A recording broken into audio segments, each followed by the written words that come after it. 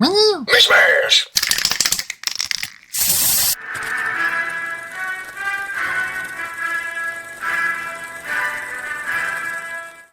Hey, today we're doing part 3 of the Quar Tractors series. In this episode, we're going to be talking about Western Arnyarin's own Daen-Fen Gunhouse. In this video, you can expect a lore portion. We'll go into the anecdotes and historical relevance of the tractor, and we'll do some painting. This tractor is fun and relatively easy to paint if you're going for lore accuracy. But I'll toss in some extra freehand nonsense to spice things up for you too. But before we get into it, make sure you leave a like, comment, and subscribe, share it with a friend, and if you really dig it, consider becoming a channel member. For just $3 a month, you get to see my videos early, and for $5, you can get access to exclusive roles within the Mishmash Discord, and you get to send in your dudes, and I'll review them in the weekly Q&A, exclusive to the Mashus tier. Just want to say a huge thank you to my channel members. You guys are amazing. And additionally, if you're interested in purchasing Quar, you can use my affiliate link down below to wargamesatlantic.com, and you can plug in my discount code, MISHMASH5%, to save 5% on your purchase. And to get your mitts on the Gunhouse, you can get it at zombiesmith.com or at Josh Qualtieri's store on myminifactory.com. But enough of the promotional stuff, that was a mouthful. Let's get tucked in, have a moth cake, and let's talk about the Daen-Fen Gunhouse.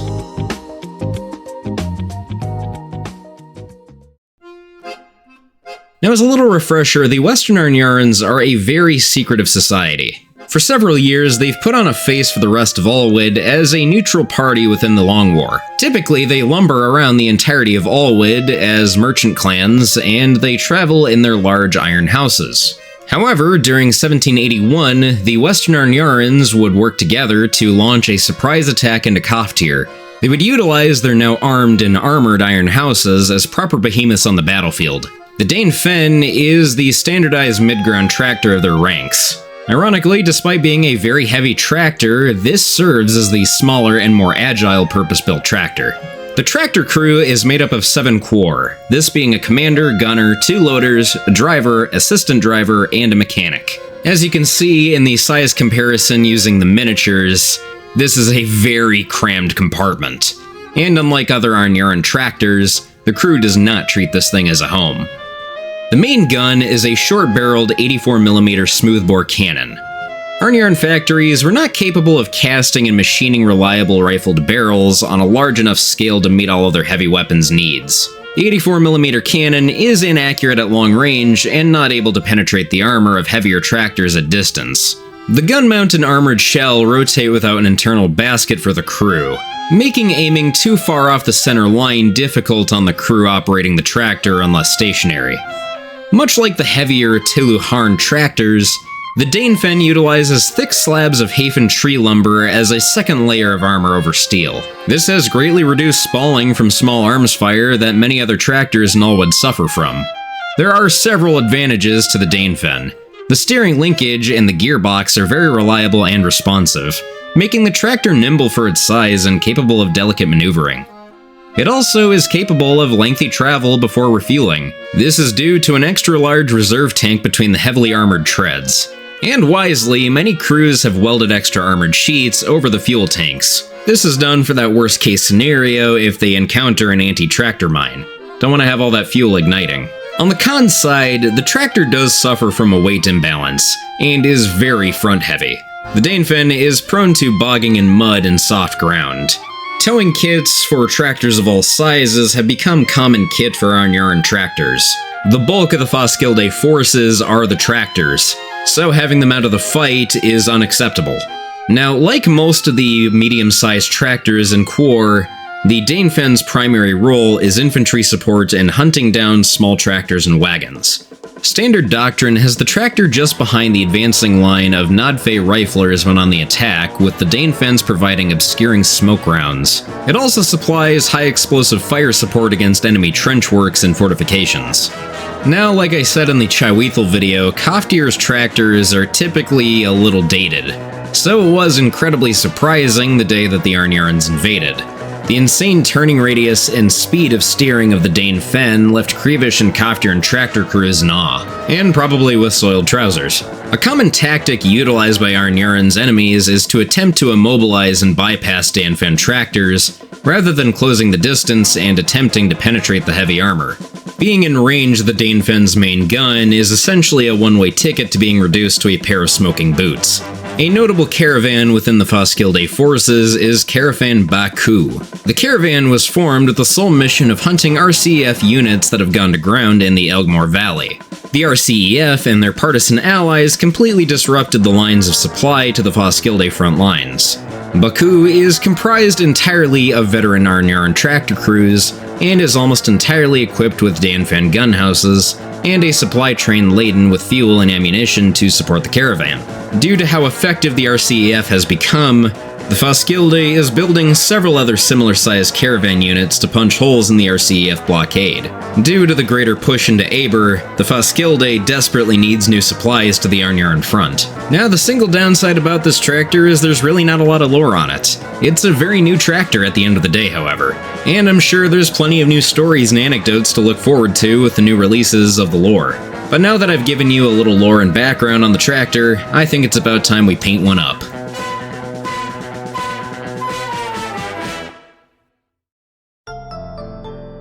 Now, like I mentioned earlier in the video, you can get your hands on this tractor by purchasing the STL at myminifactory.com underneath Josh Gualtieri's store, or you can order a physical one from zombiesmith.com. But to start things out, I'll prime both of these pieces using German Panzer Grey from Vallejo Primer. Depending on how much contrast you want on the gunmetal, you can prime using black and zenithal over the wooden panels using a warmer color. I find the German Grey leaves for a much duller color, which is kind of what I'm going for the gunhouse itself in comparison to the official art. But once our primer is dry, I would dry brush over the top of the gun and all of the other metallic elements of the gunhouse using some dark silver. The dry brush I'm using is a makeup dry brush, or just a regular makeup brush. This provides for a more dull finish as opposed to a super streaky finish. We'll get into that later on. But for now, you can continuously sponge this on, and once it's dry, we'll then layer on some shade using a little bit of Oblivion blackwash from 2 thin coats. I'm just using one big blob and dragging it downwards on the dome itself just to color it down a little bit more. I don't want to shade it too much. If you want to do that, that's totally fine, however. And if you don't have Oblivion blackwash, you can just use Nuln Oil. But once that's dry, we can do our second dry brush, and this time we'll use a streakier one with a little bit of metallic silver from Vallejo Game Color.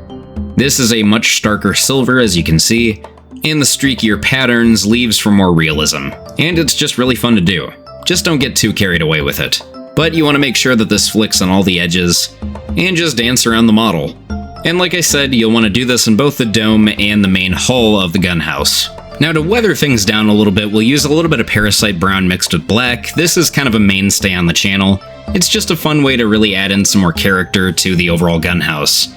You want to make sure you drag your brush down as you apply it, and if you need to, you can use your finger. It's pretty simplistic. Also, I recommend that you add in some random little splotches here and there just to add in some more color variation. Remember, subtlety is kind of key when it comes to applying any sort of rust streaks or any form of weathering, so make sure to add in but not go too far with it. A little goes a long way. Well, I say this, but I did go a little heavy-handed with this on some portions of the gunhouse, mostly on the exhaust, but adding in just a little bit of water can kind of, well, water things down.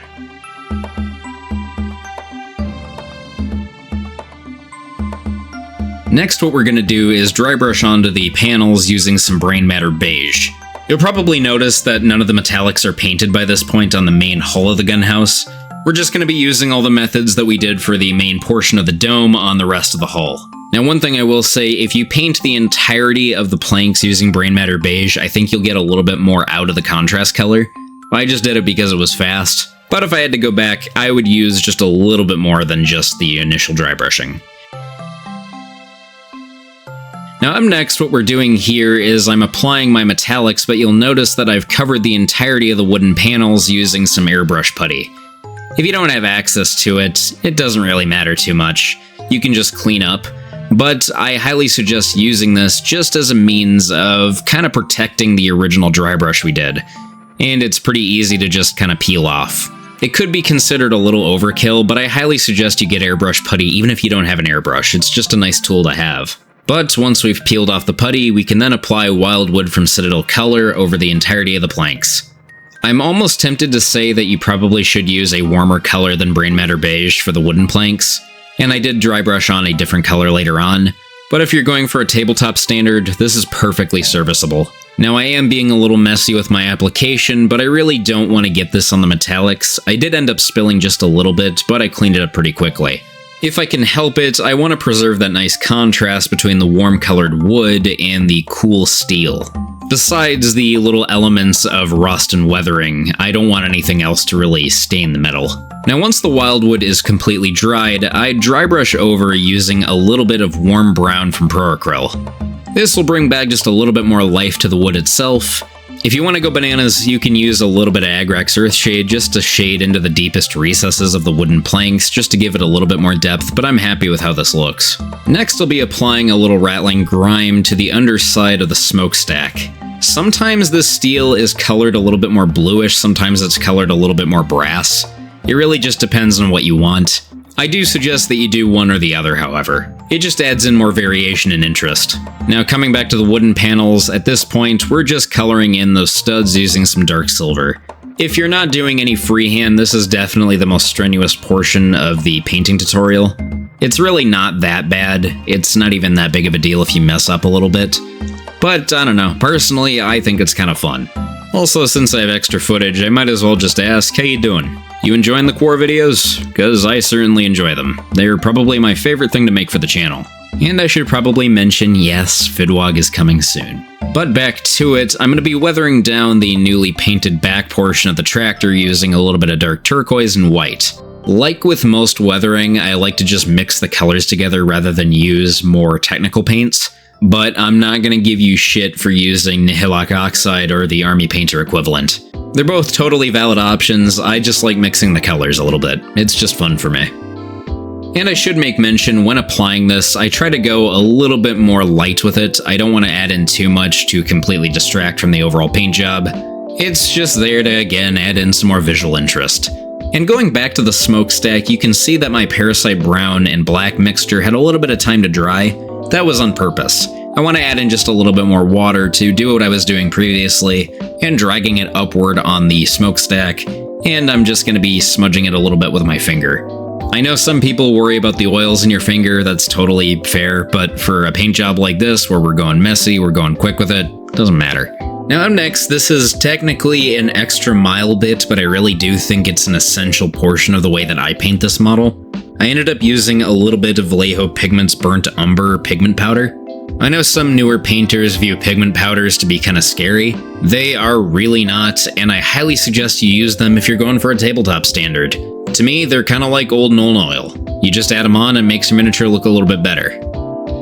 Again, it definitely is an extra element, but you can't deny it does make the miniature look a little bit more interesting. Adds more character, makes it look more roughed up, makes it look like it's actually been through the combat zone. Plus, with the descriptions that we have of Aranyara in terms of the environment beyond the rainforest element, it is kind of a desolate wasteland, so it does feel fitting.